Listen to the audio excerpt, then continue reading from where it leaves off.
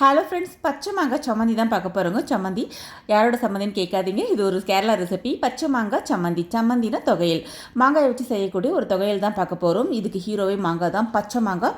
இங்கே any type of மாங்காய் எடுத்துக்கலாம். எல்லாமே சூப்பராக தான் இருக்கும். நல்லா ஃப்ரெஷ்ஷாக இருக்கக்கூடிய மாங்காய் இதுக்கு எடுத்துக்கலாம். இது கூட என்னென்ன பொருள் சேர்க்க போகிறோன்னு பார்க்கலாம். இப்போது நல்லா ஃப்ரெஷ் மாங்காய் மீடியம் சைஸில் ஒரு மாங்காய் வந்து க்யூபாக கட் பண்ணி நம்ம எடுத்துக்க போகிறோம். மாங்காயை நல்லா ஃப்ரெஷ்ஷாக கட் பண்ணி எடுத்துகிட்டு இது கூடவே வந்து பார்த்திங்கன்னா ஒரு சின்ன துண்டு இஞ்சி சேர்த்துக்க போகிறோம். ஒரு 2 கொத்து கருவேப்பிலை சேர்த்துக்கலாம். காரம் வந்து இது கொஞ்சம் தூக்கலாக இருந்தால் சூப்பராக இருக்கும். ஸோ நான் வந்து 7-8 பச்சை மிளகாய் எடுத்திருக்கேன். ஒரு 4-5 சின்ன வெங்காயம், மாங்காயில் பாதி தேங்காய்.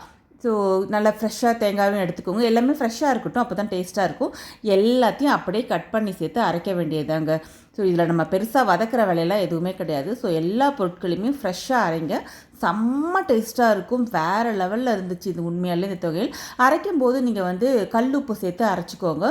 அதே மாதிரி இந்த தொகையில் வந்து நம்ம தொகையில் ஃபார்மேட்டில் தான் இருக்கும். நல்லா மைய அரைச்சிடாதீங்க, சட்னி மாதிரி கொஞ்சம் குறகுறப்பாக கோஸாகவே அரைச்சி எடுத்துக்கலாம். அரைச்சி முடிச்சதுக்கப்புறமா கண்டிப்பாக இதுக்கு வந்து தேங்காய் எண்ணெயில் தான் தாளிப்பு கொடுக்கணும். தேங்காய் எண்ணெய் விட்டு நல்லா தூக்கலான ஒரு தாளிப்பை கொடுத்துடலாம். ஸோ தேங்காய் எண்ணெய் விட்டு கடுகு, உளுந்து, சீரகம், இது கூடவே வந்து கொஞ்சமாக பெருங்காய பொடியும் கருவேப்பிலையும் சேர்த்து நல்ல ஒரு தூக்கலான தாளிப்பு அந்த சம்மந்தியில் சேர்த்துட்டிங்கன்னா எக்ஸலண்ட்டாக இருக்குங்க. இந்த சம்மந்தியை நல்லா சுட சுட சாதத்தில் ஒரு அப்பளமோ சிப்ஸோ வச்சு பசஞ்சு சாப்பிட்டிங்கன்னா சூப்பராக இருக்கும். இட்லி தோசைக்கும் பெஸ்ட்டு காம்போ. இதை வந்து பச்சையாக அரைச்சி தேங்காய் எண்ணெய் தாளிச்சோம்னா செம்மையாக இருக்கும். Try this. தேங்க்யூ.